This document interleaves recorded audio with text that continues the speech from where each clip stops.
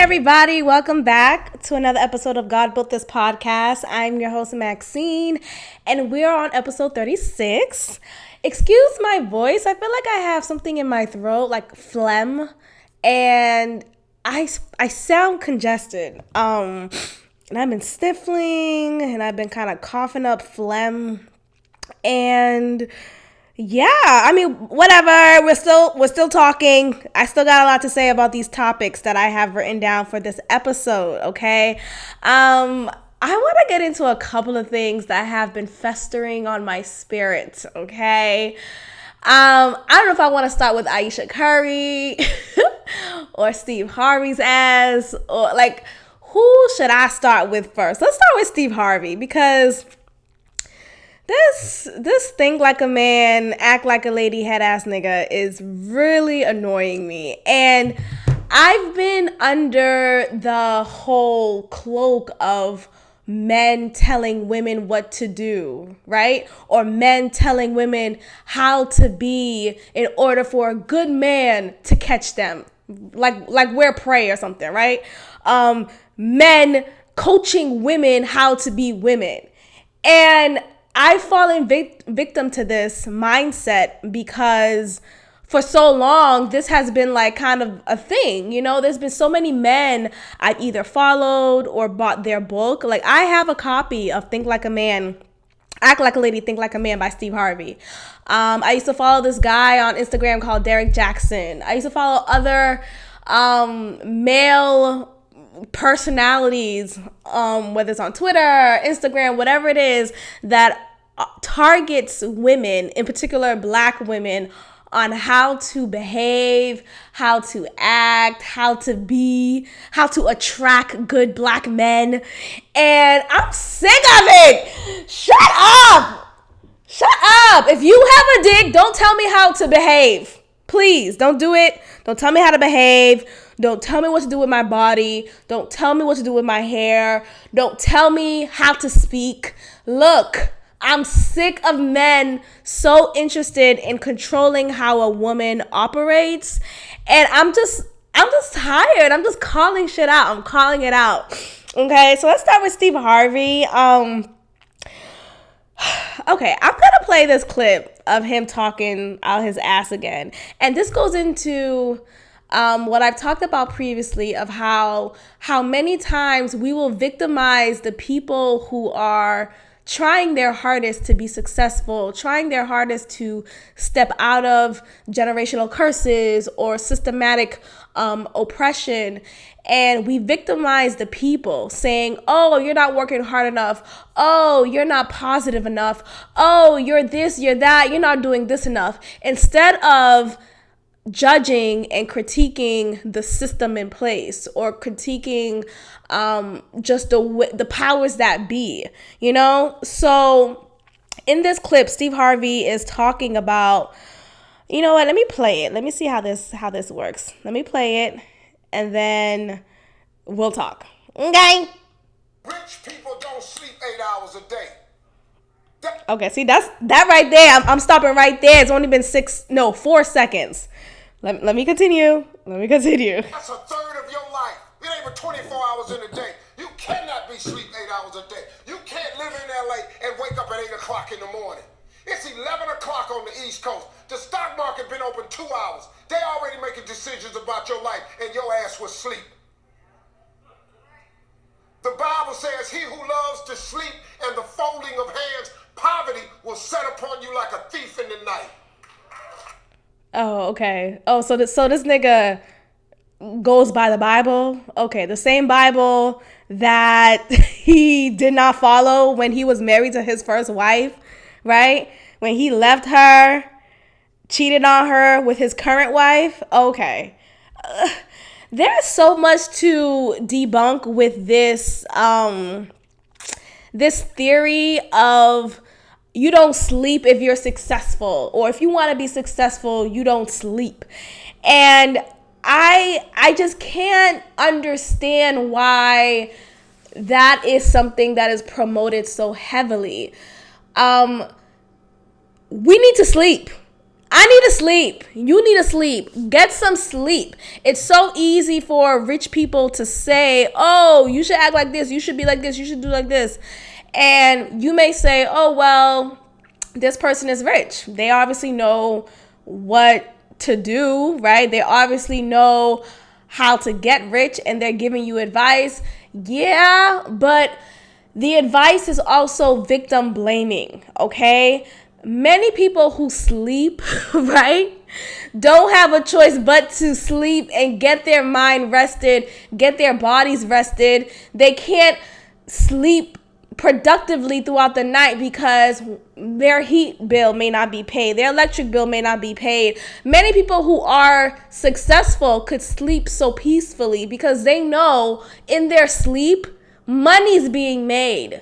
They know that the stock that they put in has already tripled and they have more money in their account when they wake up that morning. Those who aren't sleeping are those who are struggling in poverty, are those who are struggling to make ends meet, are those who are trying to see, okay, how can I stretch this $50 until I get paid again the next paycheck? Okay, those are the people who aren't sleeping. What?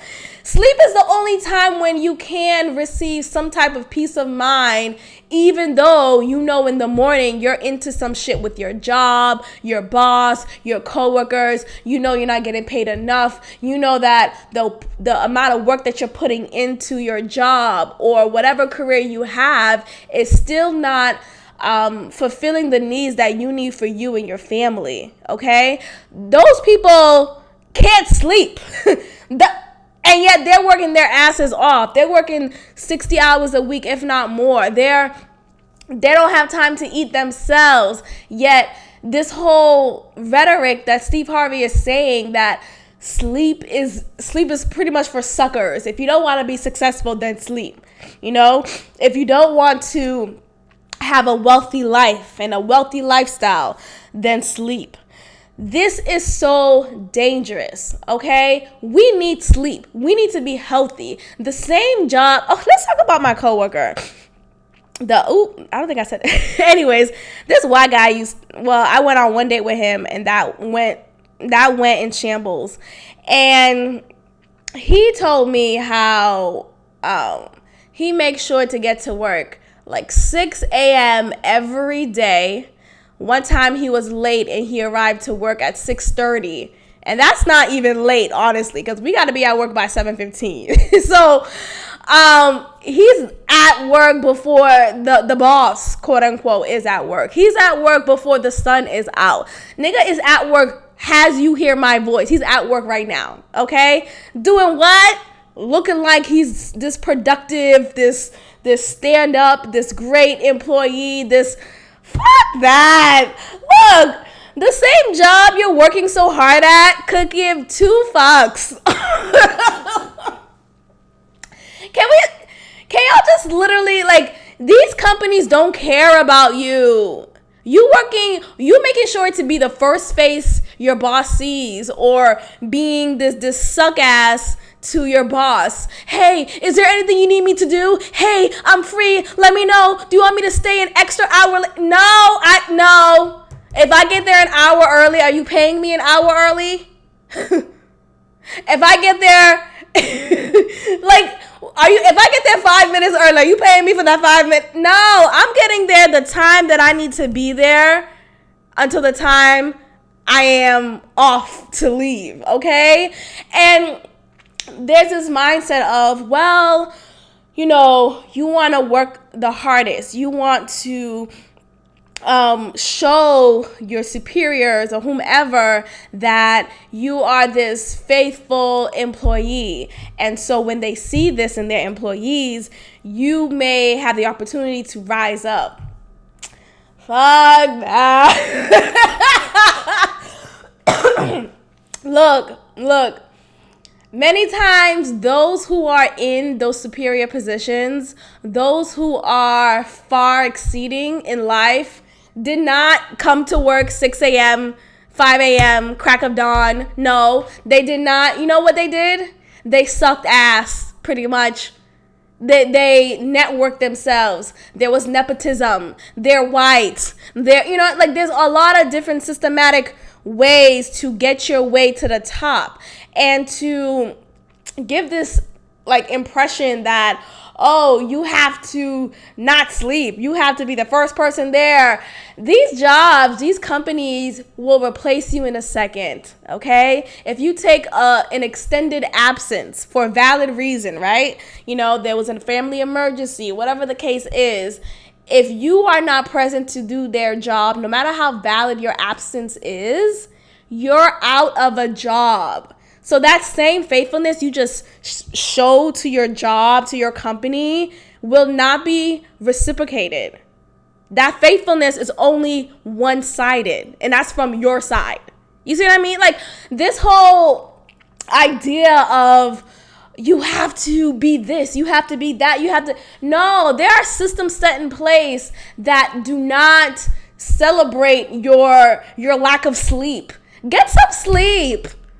Go sleep right now. Like this, that doesn't make any sense. And I hate this whole mindset of victim blaming. Don't blame the people who aren't successful yet for why no, a lot of people who aren't rich or wealthy yet are still doing what you are saying, what Steve Harvey is saying for them to do. They're not getting any sleep, right? Because they're still trying to figure out how can they stretch $50 for that week. Can I pay my gas? Can I put money in my car for gas? Or can I get this rotisserie chicken from Boston Market today? No, there are some priorities that you have to switch around just so you can make ends meet. Yet Steve Harvey is telling me, if you want to be successful, you can't sleep. What? That's the only time I could feel at peace. That's the only time I could dream and not feel guilty about it. So you mean to tell me the 8 hours of sleep that I was synchronized to believe is a healthy sleep pattern is now not a remedy to be successful? It's not a way for me to make it and be wealthy. Shut up, Steve. I'm so sick of him. And then that got me thinking about his book. I'm so mad I bought it, but you gotta go through phases in life until you learn from them. But I just don't like it when men or just people in general try to tell you you're the reason why you're not successful. You're the reason why you haven't made it. When you've done the work, you've gotten the education, you've gotten the experience. No, there's systems set in place preventing people from getting further in life. Now, I'm not saying be a slob and sleep all day, every day. I think there's a difference between getting sleep and being lazy, of course. Steve Harvey, like adding that whole scripture from the Bible. Like I hate when people try to pick things out the Bible to kind of meet what their message is saying. Nigga, do you go to church? This guy, no, let me stop. No, but stop blaming people for how their life is, okay? Like I said many times, and I will continue to say this until people get it, for those who are not understanding, there are systems, problematic ways, and eras set in place for certain people to be marginalized, for certain people to not have the same access to resources.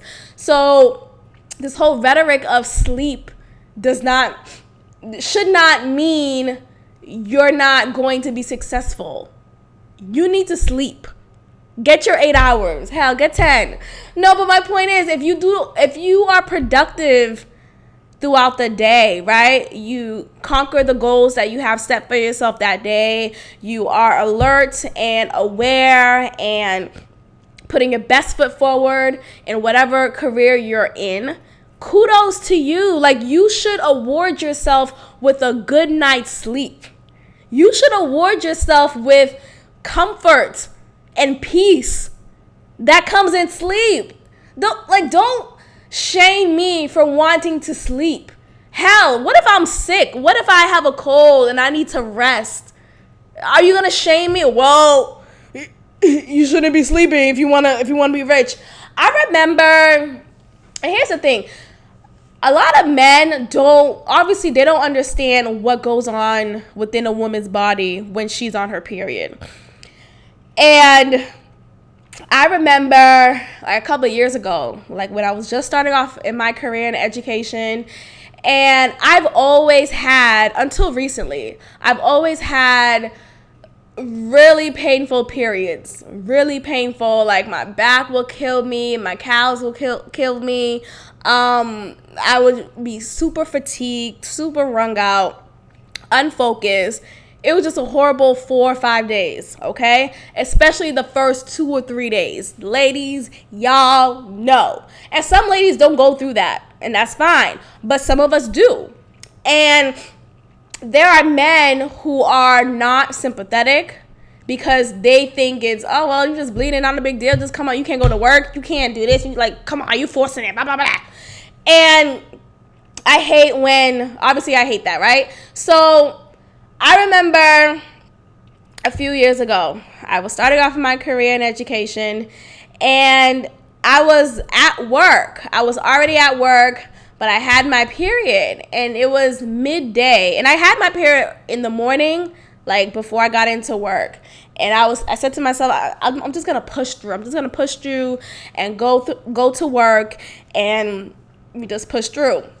My cramps started kicking in, just OD kicking in by midday of that work day. So I'm already at work, and I'm looking at the rest of my schedule for that day. And at that time, I think I was a fellow. So that's equivalent to like a TA, a teacher's assistant. And I was really in pain. And so with a fellow's position, you're not the lead teacher. You're not taking on authority-like positions or tasks. There are some moments within the day, at least for my schedule, where I will pull out some students and we'll do one-on-ones on the subject that I'm tutoring, and bada bing, bada boom. So I'm thinking to myself, you know what? Let me just leave early because I can't take it anymore. I already popped my pills. The pill's not kicking in. I'm not my best self, pretty much. So I think I was in the process of like writing out the remainder sub plan for my last 2 tutorials that I had for that day. And this guy, my male coworker, this nigga, so fucking annoying. He's a creep too. That's a whole nother story. I have so many stories of these niggas. Yo, I'm writing a book. Like, I'm gonna write a book about these men that I deal with and that I have dealt with, because there's a different type of nigga that I have dealt with, and I just can't understand anyway, let's get back to the story. Sorry, guys. Okay, I'm gonna drink some tea before I go to sleep. Okay, so I'm in the process of writing my sub-plan email to send to my supervisor to let her know, bitch, I gotta go. Okay? Here's the thing with me. Health is wealth. Health is wealth. If I am not feeling my best self, I am quick to say, gotta go. Okay? At least at that time. Maybe now I'm not so quick, but I think it's important, because why not? Why should I be shamed to leave work early or not go into work because I'm sick? You know, so much to say. Okay. I also remember my supervisor, she will say, the only time you should call out of work if you're sick is if you're like really, really sick. If you have to go to the doctor, if there's a doctor's note accompanied with your sickness. Bitch, what? I'm not going in today. How about, like, shut up. And she's a white bitch too. Something about these white people always think that they could tell you how to act. No, boom. If I have a paper cut, I'm not coming in. I'm kidding, but you know my point is. Anyways.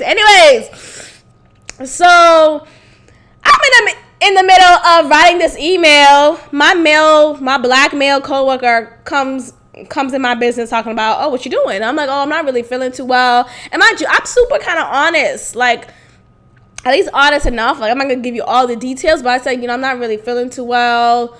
I did say I was on my period to him, and that's what I said. His response goes into, you really trying to leave early because you on your period? Like that tone, that condescending ass tone. That's what he used to speak to me. And he made sure to make it clear that he doesn't buy it, or even like he doesn't think that's a valid enough reason for me to want to leave work early. And I find myself trying to convince him or trying to explain to him what a woman goes through or what I'm going through in that moment with my period. And there are so many men out there who are just not interested. Like, they don't care. They don't see it as a reason. They don't see it as a valid reason at all. So they diminish it and make you feel silly or make you feel like you're not working hard enough. You're not doing this enough. Really? My mom was a single mom and she went to work every single day. I know she had her period, but she went to work bitch, I'm not your mother. I'm not your mother. Okay? The pain hits different now. I don't know what your mom went through, but the pain hits different for me now. Okay? Like, stop. Like, stop thinking you have the right to tell someone if their pain is valid. Your menstrual cramps that have you rolling on the floor every second week of the month, that's not valid enough. Shut the fuck up. And I'm totally for, I think I heard this argument of like, I don't know if it was a bill or something, of having menstrual sick days, like sick days specifically for menstruation. And I don't see why not. I think it's just because men don't have that privilege. They don't have that, I guess it's a privilege, but they don't have that privilege of, I get to look forward to taking a day off or 2 days off every month because of this biological function that I have to go through. They don't have that privilege. Okay? We do. We have menstruation. We have birth. We have labor pains. Like, we have different maternity type reasons to take a day off from work. And I feel like because men don't have that experience, they tend to diminish what that feels like. Obviously, labor pains and menstruation pains are different. And I feel like some men are, I think every man is obviously more sympathetic to labor pains because usually, many of the times, the man will be in the hospital room witnessing and seeing the birth of their child or whomever, and they could see and witness the pain that the woman is going through, right? But with the period, they don't get to see that pain. They don't get to feel that pain through energy. It's different. And I get it, but I also don't appreciate when men think they can tell you what pain feels like. Like a woman gave birth to your big-headed ass. You can't tell me what pain feels like. If I say my menstruation pain is strong enough for me to want to leave work early or to not come in at all, respect that. Respect it. Don't tell me how my pain is. Don't tell me how it feels to be a woman. Don't tell me how to act as a woman, huh? Oh my gosh, I'm so sick of these niggas out here always telling you if your pain is valid enough, always telling you if you should sleep or not. Shut up. Shut up. Oh, I'm so sorry, I'm coughing. Anyways, so when he said to me, I felt a heaviness upon me. I felt this sense of shame, like, oh, I'm not woman enough.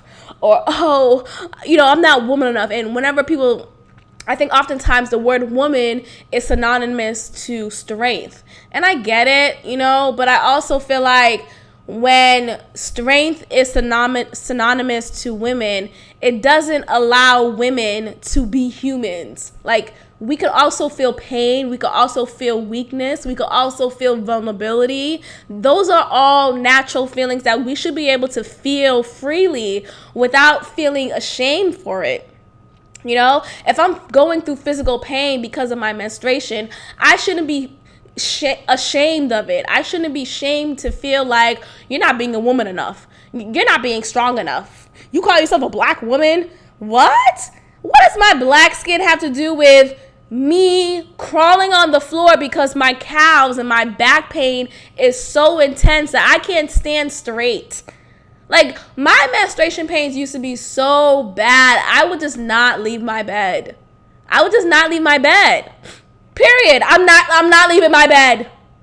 Give me a diaper. I'm not leaving my bed. It was horrible. Up until recently, and I know there are some women who may not be on this train with me with what I'm about to say, but my period pain has definitely lessened and completely reduced ever since I've been using the Diva Cup. Okay, the Diva Cup, and ever since I've been using essential oils to not just numb, but kind of treat and cure my physical pain. So as soon as I would feel back pains or calves pain, I will rub lavender oil on my back, on my calf, and wherever I see fit that is giving me physical pain due to my menstruation. And that has helped me tremendously. It kicks in instantly. It's natural. I'm all on this natural wave now, and it makes me feel good that I'm not putting pills into my body, into my system, and that my body is naturally reacting to it in a positive way. The Diva Cup, okay.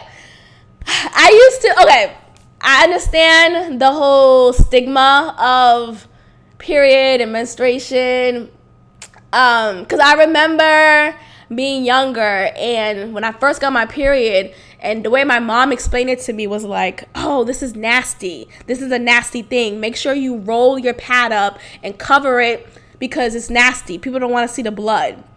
And I remember that conversation. I remember that moment. I remember how I felt when she said that. And I felt like, oh, like, why is it nasty? Like, this is my body. Like, why is that considered nasty? So I held that feeling, I held that stigma with me, and made sure to always roll up my pad, always cover it immediately, and not just cover it and put it in the trash can. My mom taught me to tuck it under trash stuff. Like, don't let your pad be the first thing on top of the trash. Like, put that at the bottom, nigga, or put it in a bag and roll it in that bag and then put it in the trash. Like, it was this whole concoction when it's like, this is natural. Why is this shamed?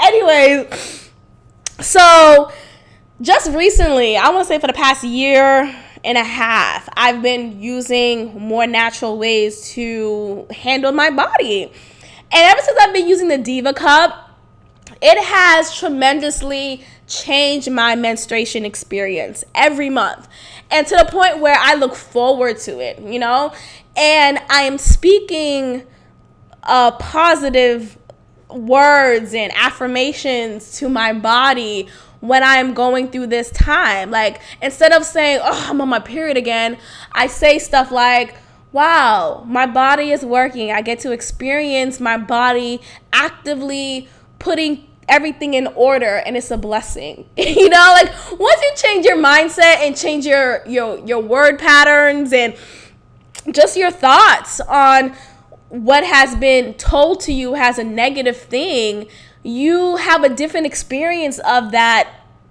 thing, you know? So to those who don't know, a Diva Cup is just it's not a cup, like, it's not an actual glass, obviously. It's like this plastic U-shaped container that is organic. It was created with this natural materials, and you could easily fold it, and insert it into your vagina easily. Okay. To those who use tampons, it's the same similar insertion. I just don't like tampons because the whole shock thing that I've heard about it really creeped me out. So I never tried tampons. I know there are organic tampons, so I encourage anyone to use organic versions. I'm just all about organic and natural stuff. So please do that.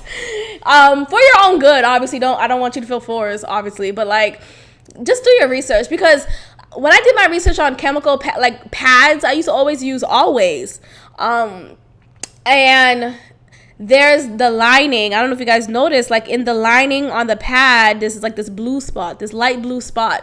And from my research and what I've learned is that they put chemicals in it where when you're exerting and the blood is getting onto the pad, it somehow, there's something about like, it sends a message. The chemical goes back into your body, and so the blood that you're exerting is now extreme, is now intensified because of what you're putting your vagina against, something like that. Anyways, I didn't like what I researched and learned about pads, and so I wanted to see how can this Diva Cup change my menstruation experience. And like I said, it's like a container, soft material. You fold it into like a U shape. You can do your research on it. Go to Google it. Go on YouTube. It's super, very helpful tips and videos and tutorials. And you just insert it into your body. And it's not a big cup. It's not a long cup. The way that it's, I feel like I'm saying too much detail. Anyways, my point is, ever since using more natural and healthy alternatives for my menstruation, my pain has incredibly reduced. So I haven't been taking any days off because of menstruation. But before that, my point is, before that, I was experiencing a lot of pain physically when it comes to my period. And me feeling shamed and me being shamed for being in physical pain is unfair, So my male coworker telling me, really, your period, like him dismissing me was hurtful. It was just dismissive. Don't tell me how to feel. Don't tell me how to act in certain circumstances. Every woman is different. So there are so many women out there who may not experience physical pain, or maybe not that much physical pain when it comes to their period. And God bless y'all. But those of us who do, y'all get it. And I'm tired of men dismissing it and diminishing it like it's not a big deal. Like, it is a big deal. Just because you have this excretion thing in your lower genital, just because your body is different than ours doesn't mean that your body is not, like, whatever pain a man may go through, I'm not going to dismiss it just because I don't know how that feels, right? Or I encourage anyone to not dismiss it. I just feel like, don't tell people how to feel within their own bodies. And don't tell women how to be with their bodies. And don't tell women how to control their own bodies. And this brings me to the heartbeat pill. Gosh, I need a drink. Give me a second. All right, so there was this bill called the Heartbeat Bill that was passed in Georgia that will take into effect next year. And pretty much with this bill, any woman who is more than 6 weeks pregnant cannot legally abort their child. And clearly I have a problem with this, because I've talked about this before, about men feeling like they could control a woman's body, or anyone feeling like they could control a woman's body, or religion feeling like they could control a woman's body, or you're like whomever. Stop telling women what to do with their body. okay? There's this argument of, well, is the baby fully formed or not? Does the baby have a heartbeat? If the baby has a heartbeat, then you're committing murder and blah, blah, shut the fuck up. First of all, let's just kind of get into the backstory of the heartbeat bill. So it was passed in Georgia, and it's just really, I'm just so sick of it. I don't know what else to say. I'm just so sick of people feeling, especially older white men, feeling like they can tell you how to operate in your body. I've talked about this before, and how there shouldn't be a discussion. Like, there just shouldn't be a discussion, period. You shouldn't have the right to discuss what I plan to do within my own body. And there shouldn't be any like debate. There shouldn't be any pressure. There's a lot of reports pretty much saying how a Georgia woman who travels out of state to obtain a legal abortion could be charged with conspiracy to commit murder and face 10 years in prison. Okay, now obviously at this point we know that prison is a business. Okay, you can go to prison for any little thing now because they make money off of you. Okay, so the fact that this is a charge that could happen to a Georgia woman is just beyond me, but I'm not even too surprised because prison is a business. When women find out that they're pregnant, it's usually within the 6-week mark, because your period gets late, right? Women aren't always tracking their period as strictly as maybe we should or not, whatever. But it's not in 2 weeks you don't find out, oh, I'm 2 weeks pregnant. It's usually within that first month. So 6 weeks, that's around the time when you would find out you're pregnant. That's around the time when that news is exposed and is released, and you're stuck with the decision of whether you want to keep it or not. And at that point, the choice of taking away the right to abort your child is now taken away. You don't have that choice anymore. You don't have that option, it's such an intimate and tough decision for women to consider abortion, and instead of being judgmental, or instead of imposing your beliefs, right? Imposing your feeling on it, what are you going to do to help raise this child that I'm about to have, right? Another child that I can't fully feed amongst the 3 that I have in this house, in this apartment, never mind house, right? What are you going to do to provide me with the health care that I need for all of my children? What are you going to do to provide me with a stable job, with consistent income, with a retirement plan, with all these things that need to be set in place in order for me to successfully raise this child? What are you going to do? Oh, nothing? Okay. So if I choose to abort a child who may be can we keep it honest? I know how people be like, a baby's a blessing. Okay, but they could be a burden as well. Let's just be honest here. They could be a burden if you're not financially equipped to raise a child. Okay? They could be a burden if the child was not a choice for you, right? If that intercourse that you had to conceive that child was not a choice because, i.e., you got raped, right? So if I decide to take this decision to abort this unborn child of mine, I should not be shamed. I should not be beaten down. I should not have religion be put in my face. God doesn't... Shut up!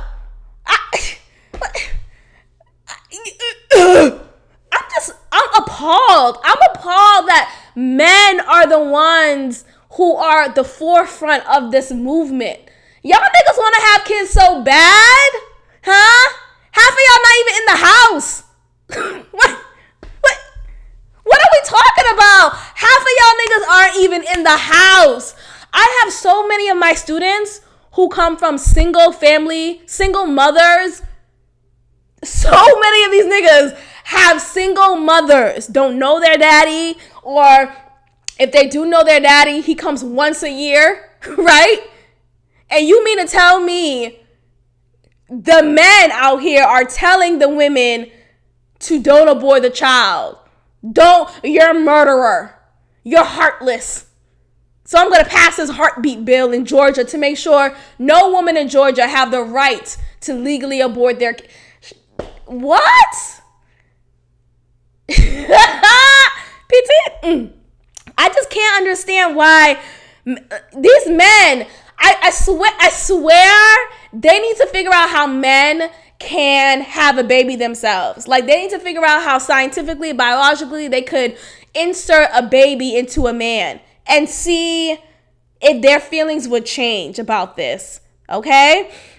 They need to just understand that women don't come to, like, I feel like there's this mindset of pregnant women are freely and carelessly going to abortion clinics to just kill their child. Number 3, number 4, number 5. Look, and that's most of the time not the case. And there may have been 1 or 2 women who has fit that characteristic, maybe. But most of the time, many of these women who are resorting to abortion are doing so because they can't afford the child. Their life right now is not well equipped to add on to their family that they already have. Some things are not planned. Some things cannot fit into the plan that they have within their lives already. So to expect that, oh, well, you should just push through, things will always work out, God, you gotta have faith, huh? But my account could only afford 2 kids that I'm barely feeding right now. So now you're forcing me to have this other kid? And then there's this argument, well, you shouldn't have sex. You shouldn't be careless, and you shouldn't be negligent. No. How about these men out here? How about y'all niggas always how about every man get, what is it, a vasectomy? Get a vasectomy. So we can make this easier. Every man should just be forced to get a vasectomy. Oh no, that can't be forced because we don't live in a society where they're forcing men what to do with their body. Okay? Now don't get me started about birth control. I feel like that's already poison for the woman's body, period. Because I've been through that and I would never go to that. I will never do birth control again. But for those women who want to do birth control, right? Now there are more ways that are an obstacle to getting a birth control. You know, if you don't have health care, it's not like it's pretty expensive. If you don't have medical care of any sort, if you don't have a job that offers medical care, health care, then affording to get birth control or even the day after pill, you're shamed. You're not financially able to afford it. Then now you're forced in this predicament to have an abortion. What? 6 weeks pregnant? Once you're 6 weeks pregnant, you can't have an abortion. That's when you're 2 weeks late for your period. Like, that's when you find out you're late for your period. Most of these men really don't know what goes on within a woman's body. Most of these men don't know what a woman goes through. Most of these men aren't even in the house to take on the burden of children. Look, children are a blessing. Yes. But like I said, they could be a burden. And that's just kind of like, it goes hand in hand, right? You could be a blessing and a burden. My point is, there should not be stop taking away the choice from women, from people in general. Stop taking away that choice. If you don't want an abortion, then you don't get that abortion. I haven't heard a woman be so hard pressed about women not getting abortions, right? Unless they're like super religious. But I have not heard a woman be at the forefront. So it just boggles me that men are the ones who are at the front of this movement. Like, they are spearheading this movement. Like, niggas, what the? Go to work. Go to work. Stop worrying about what I'm gonna do with my body. Oh my goodness, like I get so annoyed with that. And you would think, I just feel like if I'm ever in that predicament, I don't want to live in an area where, I don't have that choice. Or, like back in the day, before abortion was legal, period, women will seek natural ways to abort their child. And most likely, they will die in that process. Okay? Just because that right wasn't given to them. Just because men feel like they could have the right over your body. Oh, this whole patriarchy is ridiculous to me. Oh, okay, you guys. I'm getting hot. Let's move on. I want to put in my 2 cents about Ayesha Curry. Okay, let's talk about her. Okay, so if you haven't heard, I feel like you are probably under a rock. But I want you guys to just take a listen to... let's play it again. Take a listen to just what she's saying here. Listen with your heart, not with your ears. Has given me a sense of a little bit of an insecurity is the fact that, yeah, like there are all these women like throwing themselves, but me, like the past 10 years, like I don't have any of that. Like I have zero, this sounds weird, but like male attention. Okay. So that was Ayesha Curry at the Red Table Talk with Jada Pinkett Smith. And she's just explaining how she sometimes desires to be desired by other men. And it's not like she's interested in other men. It's not like she's unhappy in her marriage. She's just saying how she would oftentimes obviously see her husband, Steph Curry, get all this adoration and attention from these women, and she doesn't get any of that from men. And I just want to give you guys some context because a lot of men don't understand this, and I think some men are just like trolling and just trying to be funny, because she not once said she's interested in other men. She's not once said anything bad on Steph Curry. She not once said anything bad about her marriage, okay? Yet she just desires to be desired. You know, I think that's a natural want for many women. And I think oftentimes there is that boost in our confidence when we're walking down the street and somebody just said, "Oh, you're looking good. Okay, I see you." Like, just a little, not too much, because I know sometimes these catcalls get aggressive to the point where some men will kill you if you don't say anything back. That's extreme. That's not what I'm talking about. But I'm talking about, you have this woman here, Ayesha Curry, who has been with one man for all her life. They met when they were young teenagers in love, and have been together since. They got married young. I think she lost her virginity to him, and he her, I think. But pretty much they were each other's everything for a long time, and still.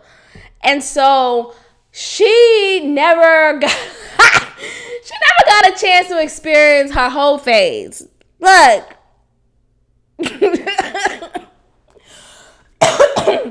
She never got a chance to experience that. She never got a chance to know how it feels to be attracted to several men at a time.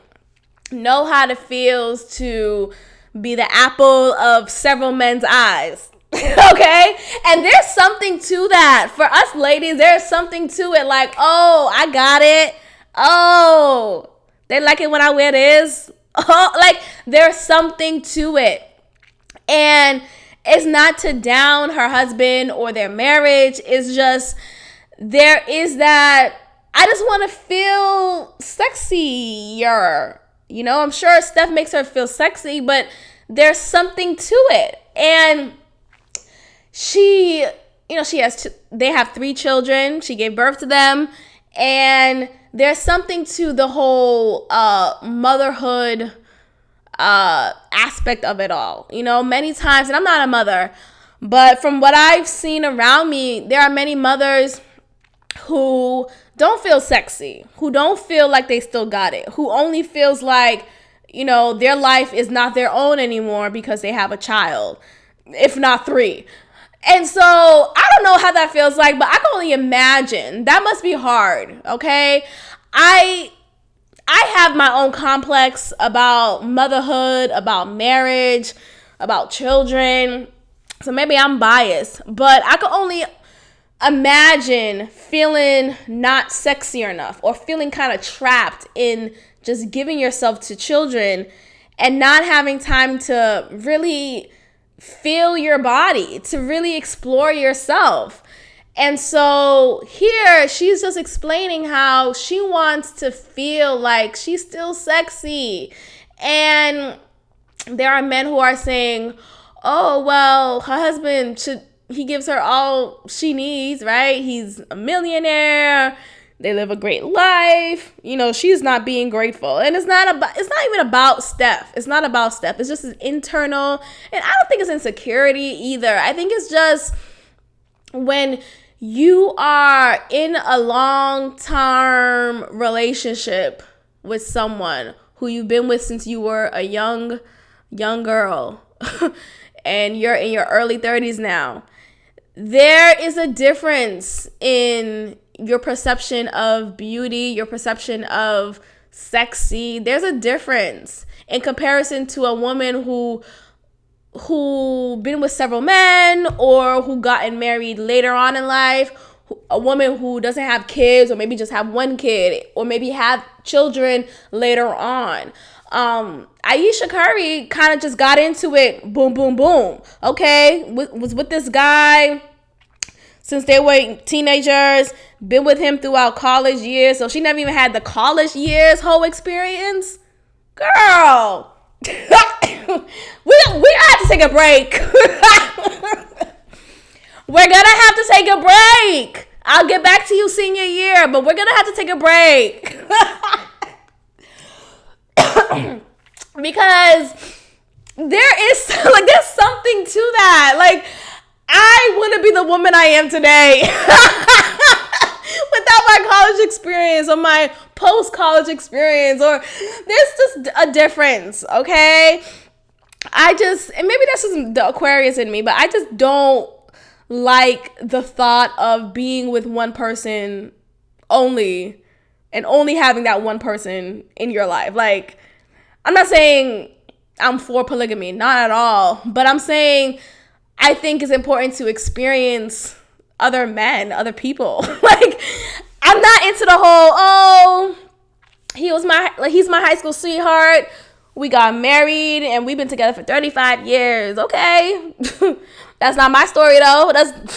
No, siree, we're breaking up. I want to talk to my neighbor. I want to talk to my neighbor. Not you again. I'll get back to you senior year because this is not. No, I need my space. I need to kind of feel you out. Like, okay, I may like you, but I want to talk to this nigga over here too. Like, what's the problem? I don't see a problem with that. I see a problem with a woman just being with one man, period. I do. And I also feel like, just in general, when you have two people who have only experienced each other sexually and romantically, there is a likeliness that infidelity will happen when you don't have and I'm not speaking this for Steph Curry and Ayesha Curry. Like, I wish them the best. They seem very happy. They're a really nice, pretty family. But I feel like oftentimes those who have been together and only with each other for many years, there is a likelihood that cheating will happen just because they're curious. They never felt what another dick feels like. They never felt what another pussy feels like. They never felt, ooh, let me talk to this light-skinned girl. I've only been with dark-skinned women. Let me talk, like, they don't know how that feels like. I feel like I'm like trying to convince you guys. But I truly believe that you need to experience before you decide on your one person. At whatever point you decide on your one person. So, just don't rush into a long-term relationship until you kind of like, had your cake a couple of times. Have your cake. Have your cake. Okay? But I just feel like, Ayesha is well within her right to have felt that way, especially considering that she's only been with him, for the majority of her life. She's only been with one man. And it's important for her to kind of feel sexy. There's a sexiness when there are compliments given to you by other men. And it's not like she's seeking other men. She's not trying to be with other men. She's not doing that at all. It's just there's a sexiness that is enabled when it comes to just being desired by other men. I don't know. I don't feel like it's a big deal. But dang, all on my Twitter timeline, these niggas just being like, she's ungrateful. She's not a good woman.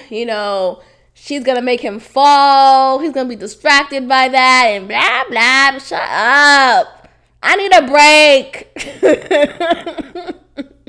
I need a break, okay? And I don't see what the issue is. Anyways, I just want to give you guys a quick update on my boo. Things are going well. I know last time I talked about I'm so fucking annoyed. I'm gonna make a song. No, but I think with me, I kind of let my insecurity project on him, just because, if you don't follow through with what you said, you're never gonna do what you said, and you're never gonna want to be with me. I don't know. I just instantly think it's gonna go into shambles, and that's how I am with anything. Like, we could have a light argument. It could be as light as a feather, but because it's an argument, because we're not seeing eye to eye, I feel like, oh, you're going to leave me. You're going to forget why I'm valuable, and it's just all these things kind of rush to my mind. And though I am well within my right to have felt annoyed, of course, with things not kind of falling through as far as that plan, I just feel like, that's not enough for me to ghost him, and I didn't. And he didn't. That's great. I don't know. I'm just more conscious of my behavior and the thoughts that run through my head, and how instantly I would feel like, oh, I need to fix it, or it needs to be fixed before it festers, when we haven't really had arguments, but we had one or two moments of slight breakdowns. And whenever I had those breakdowns with men in the past, it's always ended with them ghosting me. It's always ended with them just suddenly falling off of the face of the fucking earth. Where are you? I can't find you. Your phone number doesn't work. Nothing works. Oh my gosh. I saw something on my Twitter timeline of this woman. It was a white woman who just documented her journey in seeking the two men who ghosted her recently and wanting to find out why. And my God, I am so impressed because what in the audacity did she do? Like, that's crazy to me. But there's a realness to that. Like, I understand that because when niggas have ghosted me in the past, I've always left feeling inadequate, feeling like what didn't I do? What could I have done for him to have stayed? And many times, sometimes it could be you, right? You could have been inadequate. You could have not been enough for him, nigga. No. But oftentimes, more of the time, like most of the time, it's really the man. It's really them and their issues, right? Maybe they're not over an ex. Maybe they're not ready to give you what you were giving to them as far as your energy. Maybe your energy was more committed and the man was not interested in that. And they just kind of got scared of that. Oftentimes men do fear commitment and monogamy and all that. So when they come across a good woman, they feel like, oh man, if she wants commitment, I can't give her that, or I'm not enough of a man. So a lot of men have insecurities. Every person has insecurities. And so that is usually what it is when men ghost women. But I get why she decided to go on this adventure and find these men. I don't think I could find the article eventually, but like I read that headline, I was like, wow, that's really brave, because so many times when I've been ghosted, I've left with that feeling of what happened. We were connecting so well. I thought, this could have been it. And then boom, I'm gaslit. Boom. I'm really not, like, you're really not that into me? Oh, that's not what it felt like 2 days ago.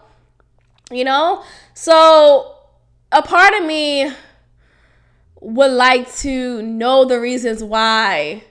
Like, I really want to sit down with some men who I felt like, some men from my past who I felt like, damn, like, what happened? Like, why did you just disappear? I have 2 men in my head right now. Let me say their names. No, but I get it. But I remember reading about a man's response to that, saying how if a man were to have found or like sought out the women who ghosted them, the man would be looked at as this creepy, crazy figure, right? As someone who can't handle rejection. Just take it as that, rejection. And okay, that's fair, because I would be kind of creeped out if someone who I've ghosted, and I've ghosted a couple of men, if any of those niggas came and found me, it was like, could you explain yourself? Like, what the fuck? I'm calling the cops. No, I can't explain myself. Police? No. But there is a vulnerability to that. Anyways, what was I saying earlier? I forgot. But yeah, I just feel like when it comes to marriage, insecurity. Okay, yeah. So yeah, okay, so we're good. We're good. What I liked recently that he did was he asked me, like, what's my love language? Isn't that so cute? Like, let's just say "aw" right now. Aw. And I'm saying that because nobody has asked me that question. And he knew what the love languages like were, so he listed them out through the text, and he said, send them back to me in your order. And when I read that text message, I was just taken aback. Like, wow, there is a consideration for me and my love language and my way for being loved. There's a consideration, and I appreciate that. And that made me feel like, okay, this this could go far. You know, this could go somewhere. Nigga, we could go past day 2. I mean, it's been much longer than day 2, obviously. But it just made me feel like, oh, like he's looking at me and looking at the time that we spent with each other as something long term. Just with that quick message. Because I feel like, you know, if you're not really that into someone, you wouldn't give a fuck. Like, I wouldn't care about your love language if I'm not interested in really being with you. I wouldn't care. So when I said my love language, and he responded with his, it was just like, okay, you know, we kind of match in some areas, and it was just nice to know that there is a reality in the fact that the way I love is going to be different than the way he loves, and we could still meet each other accordingly. You know, like, just because I may like quality time so much, he may like acts of service so much, we could still find a way to meet. And I like that he cares about the meeting ground, you know, and it's nice. Like, it's nice. Like, I'm enjoying my time with him, and whoop whoop, we good. I'll keep y'all posted. Anyways, I'll end this episode right here. You guys, I appreciate any listen, any likes, any comment. I encourage you all to comment on any episode that you listen to. Just give me a comment. Comment on the IG post that I give for every episode. Repost, share my episodes, and tag me into it. Get this podcast rolling some more. I really appreciate those who have reached out to me and DM'd me and just kind of share their tidbits about whatever topic I talked about. It just really means a lot to me, and let's just keep it going. So thank you for tuning in, y'all. I'll check in with you guys next week. Thank you so much for tuning in to another episode of God Built This Podcast with your host, Maxine. Be sure to follow and subscribe on Apple Podcasts and SoundCloud, and also leave a comment. God bless.